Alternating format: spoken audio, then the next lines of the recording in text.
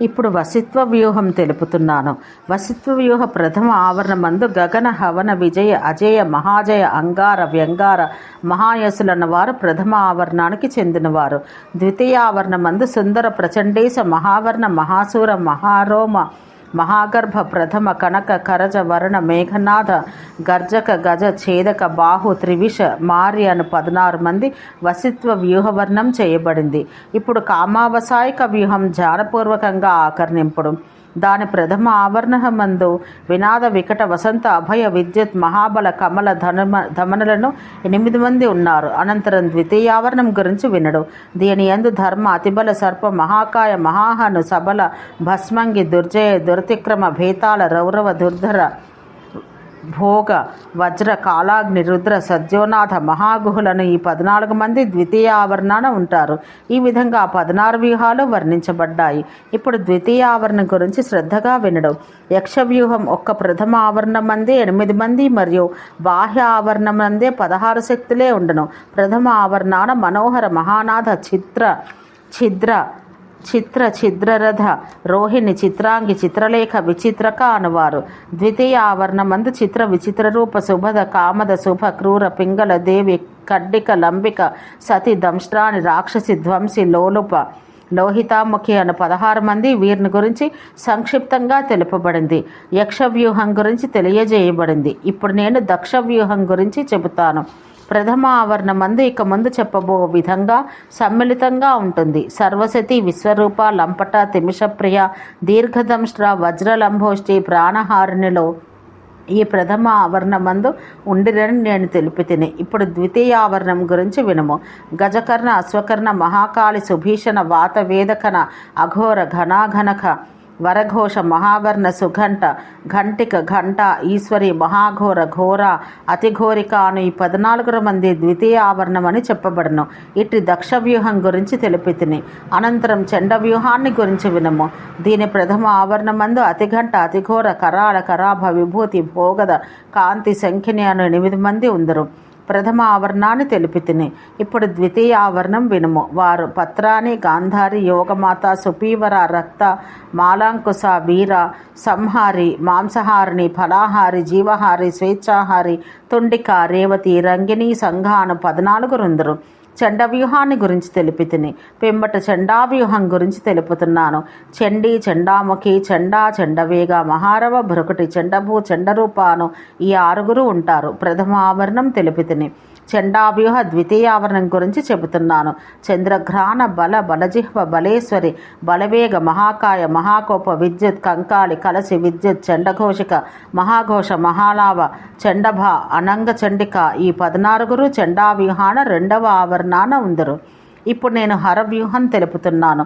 ప్రథమావరణమందు చండాక్షి కామదాదేవి సుకరి కుక్కుటానన గాంధారి దుందుభి దుర్గ సౌమిత్ర అను 8 మంది ప్రథమావరణాన ఉందరు. ద్వితీయావరణం వినుము. మృతోద్భవ మహాలక్ష్మి వర్ణద జీవరక్షిణి హరిణి క్షీణజీవ దండవక్త్ర చతుర్భుజ వ్యోమచారి వ్యోమరూప వ్యోమవ్యాపి శుభోదయ గృహచారి సుచారి విషాహారి విషార్తిహ అను వీరు 14 హరవ్యూహానికి చెందినవారు. ఇప్పుడు హరాయ వ్యూహం గురించి తెలుపుతున్నాను. జంభాచిత కంకారి దేవిక దుర్ధరావహ చండిక చపల అను వీరు ప్రథమావరణమందు కలరు. చండిక చామరి భండిక సుభానన పిండిక ముండా శాకిని శాంకరి కర్తరి భర్తరి భాగిని యజ్ఞదాయిని యమదంష్ట్ర మహాదంష్ట్ర కరాల అను వీరు శక్తులు. హరాయ వ్యూహం తెలియజేస్తుంది. ఇప్పుడు నా నుంచి మీరు సౌండ వ్యూహం వినడు. ప్రథమావరణమందు వికరాలి కరాలి కాలజంఘ యశస్విని వేగ వేగవతి వేదాంగ అను వీరు ప్రథమావరణమందు కలరు. ద్వితీయావరణమందు వజ్రశంఖ అతిశంఖ బల అబల అంజని మోహిని మాయ వికటాంగి నతి గండకి దండకి ఘోన సత్యవతి కల్లోల అను వీరు వరుసగా 16 చెప్పబడింది. సౌండ వ్యూహం తెలిపితిని. ఇప్పుడు సౌండాయ వ్యూహం తెలుపుతున్నాను. దంతుర రౌద్రభాగ అమృత శకులాశుభ చలజిహ్వ ఆర్యనేత్ర రూపిణి దారిక అను 8 మంది ప్రథమావరణన ఉందరు. ఇప్పుడు ద్వితీయావరణం వినుము. ఖాదిక రూపనామ సంహారి క్షమ అంతక కాండని వేషిని మహాత్రాస కృతాంతిక దండని కింకర ఢింబ వర్ణిని ఆమ్లాంగిని ద్రవనిద్రావిని వీరు 16 శక్తులు అని ఈ విధంగా శోభన మనోరమ సౌండాయ వ్యూహాలు వర్ణించితిని. ఇప్పుడు నేను ఉత్తమ యొక్క ప్రథమ వ్యూహాశక్తులు వర్ణిస్తున్నాను. దాని ప్రథమావరణం ప్లావిని శోభ మంద అక్షేప మధుత్కోట మహాదేవి. వీరు ప్రథమ ఆవరణ శక్తులు. ద్వితీయ ఆవరణమందు కామసందీపని దేవి అతిరూప మనోహర మహావస మదగ్రాహ విహ్వల భద్రవిహ్వల అరుణ శోషణ దివ్య రేవతి భండనాయక స్తంభిని ఘోర రక్తాక్షి స్మరరూప సుఘోషణ అనువారు. ఓ సువ్రత, ఈ విధమైన ప్రథమ వ్యూహం వివరించాను. అనంతరం నేను ప్రథమ వ్యూహం వివరిస్తున్నాను, వినము. దీని ప్రథమ ఆవరణమందు ఘోరతర అఘోర అతిఘోర అఘనాయక ధావని క్రోష్టిక ముండ ఈ 8 శక్తులు ఉంటాయి. నేను ప్రథమావరణం తెలిపాను. ఇప్పుడు ద్వితీయ ఆవరణం వినము.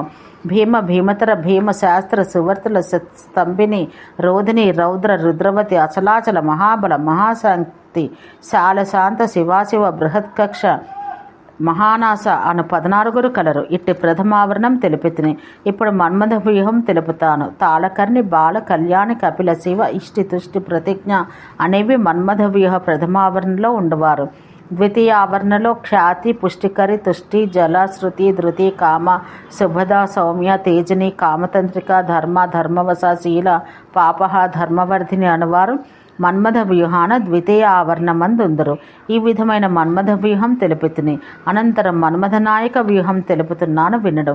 ధర్మరక్ష విధాన ధర్మ అధర్మవతి సుమతి దుర్మతి మేధ విమల అను ఈ 8 మంది ప్రథమ ఆవరణమందు చెందినవారు. ఇప్పుడు రెండవ ఆవరణం గురించి వినడు. ద్వితీయ ఆవరణమందు 14 శక్తులందరూ శుద్ధి బుద్ధి ద్యుతి కాంతి వర్తుల మోహవర్ధిని బల అతిబల భీమ ప్రాణవృద్ధికరి నిర్లజ్జ నిర్ధృణ మంద సర్వపాపక్షయంకరి కపిల అతివిధుర అను 14 శక్తులు. మన్మథాయికా వ్యూహం నాచే తెలుపబడింది. ఇప్పుడు భీమ వ్యూహం రక్త విరక్త ఉద్వేగ శోకవర్ధిని కామ తృష్ణ క్షుధ మోహ అను 8 మంది ప్రథమ ఆవరణము ఉన్న శక్తులు.